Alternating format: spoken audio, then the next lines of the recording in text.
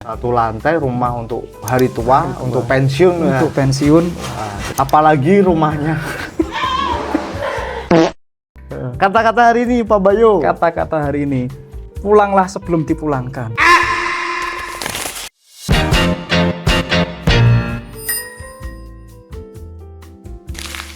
Pak Bayu, ini kita ngobrolin rumah yang ada di kampung halaman, rumah pawon satu lantai. Menurut Pak Bayu nih, rumah di kampung halaman, apalagi rumah ini diperuntukkan untuk orang tua, itu layak gak sih satu lantai? Atau sebenarnya dua lantai bisa? Atau memang cocoknya memang satu lantai sih? Menurut Pak Bayu seperti apa?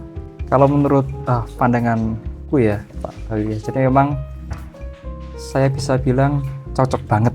Cocok banget? Cocok banget. Kenapa itu Pak? Oke, jadi kalau rumah ya Pak Bayu ya, rumah kan sesuai aktivitas pengguna. Rumah sesuai aktivitas. Nah, kalau kita semakin usia senja Pak Bayu, kita kan cukup capek juga Pak Bayu, naik turun tangga. Oh iya, kalau dua lantai naik turun tangga capek ya. Apalagi kalau untuk rumah masa tua kan kita biasanya lebih menginginkan private ya, atau kenyamanan untuk keluarga sendiri. Kadang-kadang kita juga kurang nyaman tuh kalau ada misalkan ada ART yang naik turun tangga dan lain sebagainya.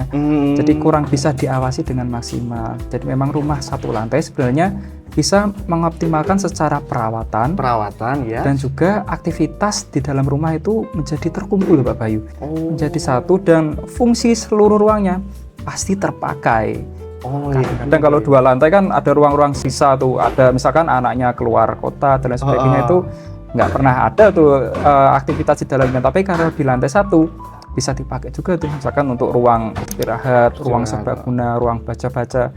Jadi di lantai satu tetap ada ruang yang maksimal untuk berinteraksi dan dilakukan ruang-ruang fungsional. Fungsional itu ya.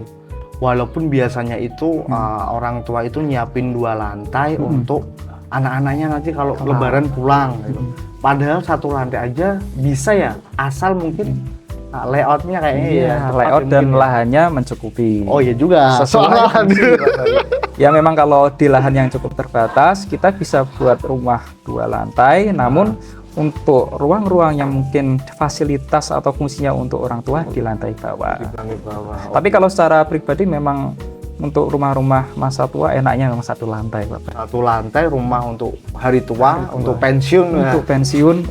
Oh ya bener juga ya Pak. Jadi kalau rumah satu lantai ini cocok untuk orang tua, untuk pensiun, apalagi halamannya luas nih. Apalagi kan biasanya orang tua kan pengen yang sederhana, pengen bertanam, menyirami tanaman gitu ya. Wah ya bener-bener. Ya bisa kita lihat Pak Bayu, kalau sudah masa senja kan apalagi aktivitas yang dapat kita lakukan. Juga ya. Jadi memang biasanya memang untuk rumah-rumah di usia senja itu ada ruang yang memang bisa difungsikan sebagai ruang produktif ya. Jadi memang masa tua sebenarnya lebih baik untuk produktif juga, menulis buku, melukis dan lain sebagainya, untuk ngaji, betul. Atau bisa membuat aktivitas-aktivitas yang bisa menyehatkan badan atau menjadikan nilai ekonomi juga bahkan. Seperti memelihara kambing, kayak di sini ini banyak kambingnya nih. Ini rumah idaman lah Pak Bayu, ya. Memelihara ayam dan sebagainya. Istilahnya apa ya? Slow living. Lapar tinggal masak ayamnya gitu kan. Misal butuh sayur tinggal ambil aja. Itu idaman banget sih. Apalagi mungkin yang teman-teman yang ada di kota, pasti kalau lebaran pasti kan rindu kampung halaman, rindu rumah nenek kayak gitu kan. Dan sekarang terjawab sudah kenapa sih rumah nenek atau rumah di kampung halaman itu begitu ada nyawanya, itu kental banget. Apalagi menurut Pak Bayu yang ada di pawonnya, ada histori ternyata.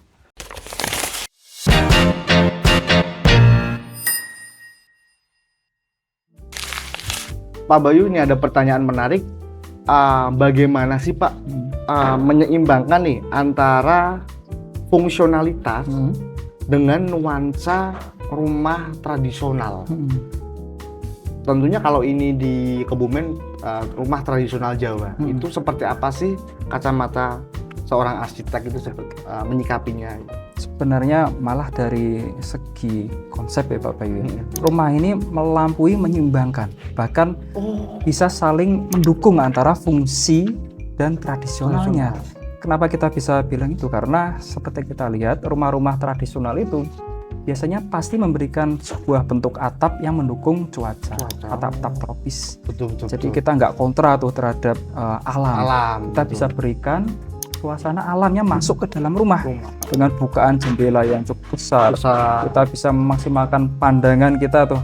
Bayangin aja pas kita masuk ke dalam kamar, ternyata di kamar ada jendela yang besar menghadap ke alam. Wah, itu juga pasti impian kan Pak Bayu. Jadi kita nggak usah main ke villa kemana, kita cukup kembali ke rumah nenek, ke Omah Pawon. Itu Pak Bayu. Itu dalam banget sih. Apalagi kalau di kota itu kan akhir pekan ke villa yuk, ke puncak yuk kayak gitu kan, lihat alam. Padahal di rumah nenek kita bisa dapat, kita bisa berkunjung ke nenek, ke orang tua, bisa kumpul bareng sekeluarga. Wah, itu kan memang fungsi rumah bisa dikatakan berhasil Pak Bayu. Jadi bukan menyeimbangkan ya, saling mendukung. Saling mendukung ya. Benar sekali. Gitu. Jadi memang kacamata arsitek itu tentang rumah-rumah tradisional itu juga mungkin dari kakek nenek kita dulu itu sudah punya istilahnya apa ya? Sudah punya pakemnya sendiri. Kemudian di era sekarang modern itu kita percantik lagi. Akhirnya saling mendukung itu ya. Karena kita kalau melihat sejarah kan memang pendahulu-pendahulu kita sudah merancang rumah tuh berdasarkan pengalaman ya Pak Bayu. Jadi selama bertahun-tahun itu mana sih yang membuat rumah itu bisa adem, mana yang bisa membuat kita betah di rumah. Jadi memang dalam konsep rumah tradisional itu pasti juga kuat dalam konsep tropis juga Pak Bayu. Jadi kita bisa bilang bahwa penghawaan di dalam rumah itu rasanya dingin terus tuh, tanpa AC. Tanpa AC. Makanya kita bisa lihat tuh di dataran tinggi ya mungkin yang memang suasana sudah adem itu bisa masuk ke dalam bangunan. Saat siang pun saat panas terik-teriknya juga rasanya tetap adem. Karena sirkulasi panas pun kita dapat olah secara arsitektural. Wah, itu keren banget.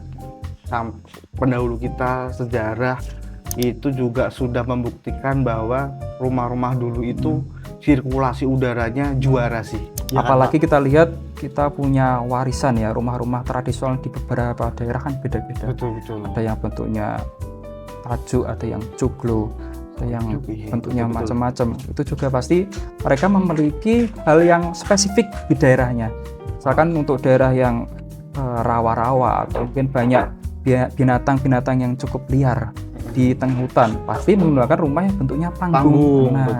Kalau rumah-rumah yang di pegunungan yang kita kesannya lebih alami dan aman, untuk menggunakannya rumah tapak dengan atap tropis.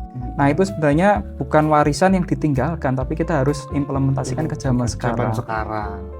Jadi lebih menguatkan lagi ya. Makanya juga ya, kalau kita ke rumah-rumah nenek, rumah-rumah zaman dulu kayak gitu kan, itu adem banget, serasa ubi di masjid mungkin ya. Menarik ternyata rumah yang ada di kampung halaman. Apalagi cuaca di sini gerimis, syahdu. Kita hanya berdua Pak, tapi jangan romantis. Aduh. Ya. Karena kita kan sejenis. Jangan salah dulu sebentar. Kenapa Pak? Masuk ke rumah ini juga pas gerimis bukan mengundang tangis Pak Bayu. Wah, tapi mengangkat kisah masa manis. Wah, gerimis bukan mengundang tangis tapi mengangkat kisah masa-masa manis. Masa-masa manis. Wah, dalam banget nih.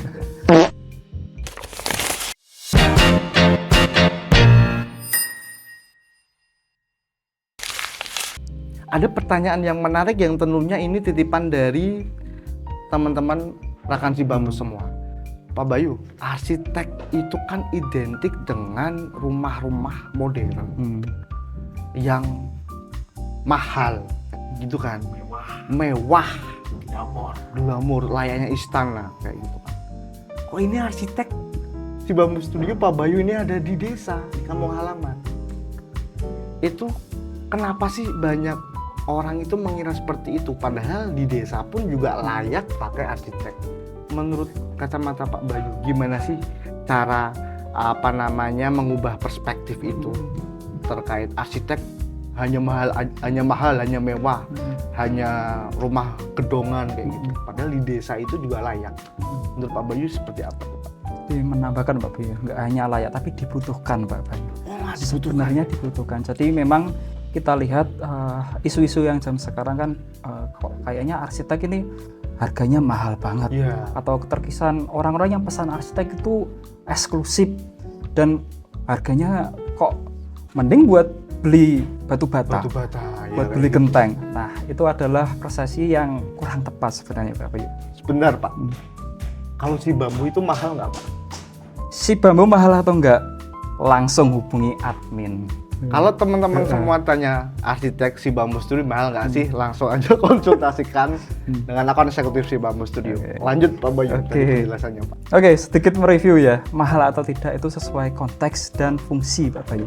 Jadi kalau kita bisa mendesain atau merencanakan rumah apalagi untuk jangka panjang Pak Bayu, jangan sampai kita membangun itu coba-coba. Jadi kita harus pikirkan matang-matang apa keinginan kita, apa kebutuhan kita, apa potensi di sekitar rumah tersebut Pak Bayu. Jangan sampai saat ya udah kita desain seadanya, yang penting rumah cepat jadi, bisa kita hemat sehemat-hematnya, tapi malah nggak tepat fungsi. Malah rasa rumah itu rasanya hampa gitu. Sumpah, mungkin malah sirkulasi udaranya nggak ada nih.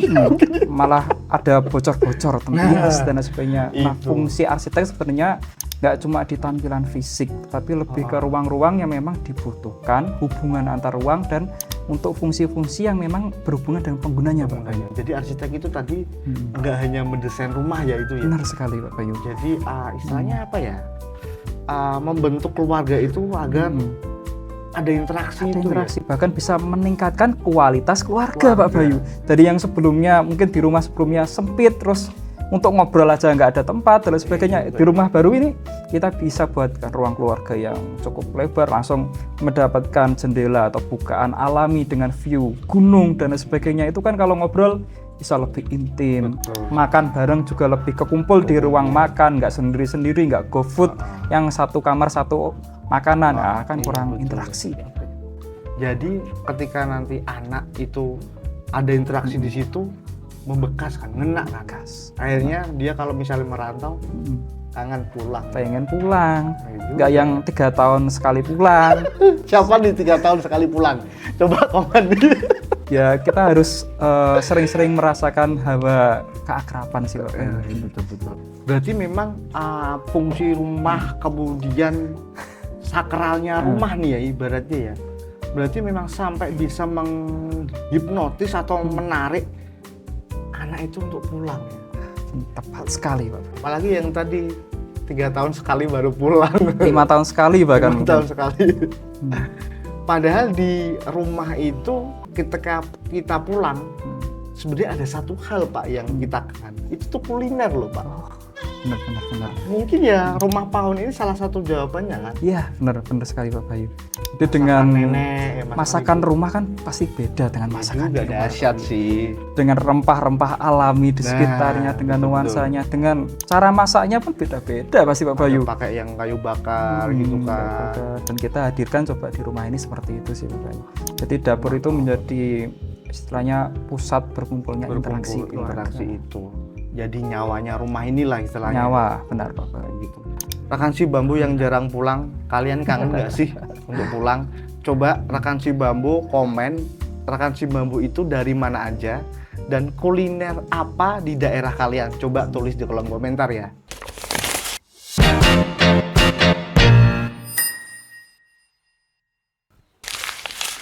Pak Bayu, pertanyaan terakhir untuk audiens rekan si Bambu semua. Pak, pesan utama dari kisah rumah Pawon ini buat para audiens itu apa Pak menurut Pak Bayu? Sebenarnya ada 2 pesan utama ya. 2 pesan utama. Yang bisa kita sampaikan dan sebenarnya kita kan belajar ya Pak Bayu. Kita sebagai arsitek juga belajar memahami bagaimana sudut pandang dari owner kita. Jadi kalau kita lihat di rumah Pawon ini ada 2 inti rumah sebenarnya. Kenapa kok rumah ini harus dibangun? Yang pertama adalah agar kita selalu ingat di mana kita berasal.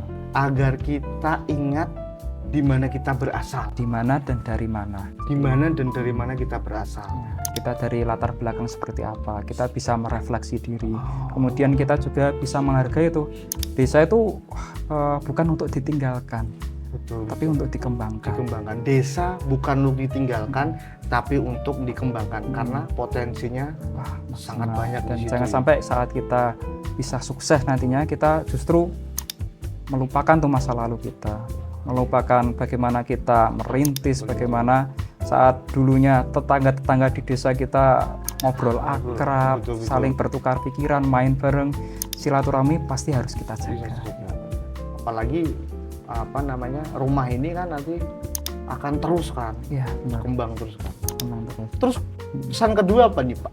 Yang pesan kedua adalah bagaimana kita bisa menciptakan ruang itu selaras dengan alam dan dengan lingkungan.